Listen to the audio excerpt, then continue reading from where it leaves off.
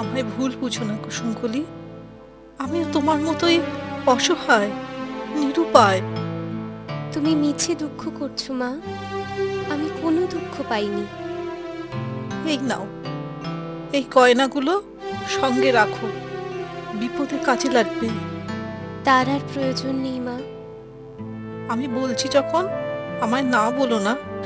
তাছাড়া এ একান্তই আমার নিজের, আমার পিতা আমায় দিয়েছিলেন।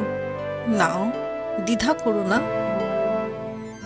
এই আমার ছোট্ট কুটির, এখানে আমি একাই থাকতাম। একা থাকতে কেন? তোমার পিতাও কি তোমাকে? না না, তা নয়। সেই ছেলেবেলায় আমি আমার মাতা পিতা দুজনকেই হারিয়েছি। আহারে, তোমার জীবন খুবই কষ্টে কেটেছে তাহলে। তা বলতে পারো, তবে তুমিও তো তোমার পিতার বর্তমানেও তার স্নেহ থেকে বঞ্চিত। তোমার কষ্ট কি কম? তা ঠিক।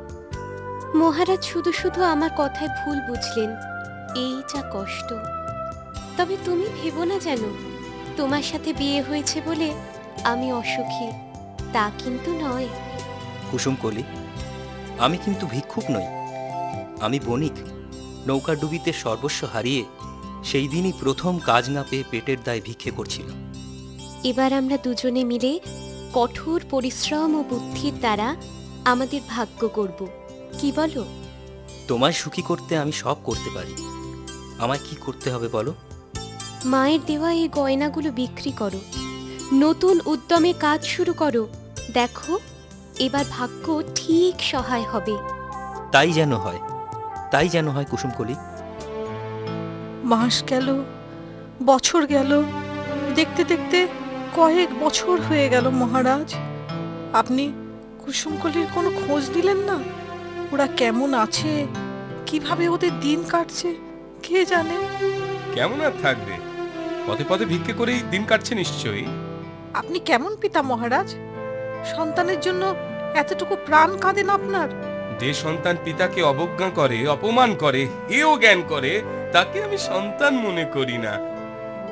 এমন শাস্তি ওর প্রাপ্য ছিল। এখন বুঝুক পিতাকে অসম্মান করার ফলটা কি। ওর জন্য আমার এতটুকু দুঃখ হয় না। আমি তো মা, কি করে আমি আমার মনকে বোঝাই বলুন তো মহারাজ? সে আমি জানি না।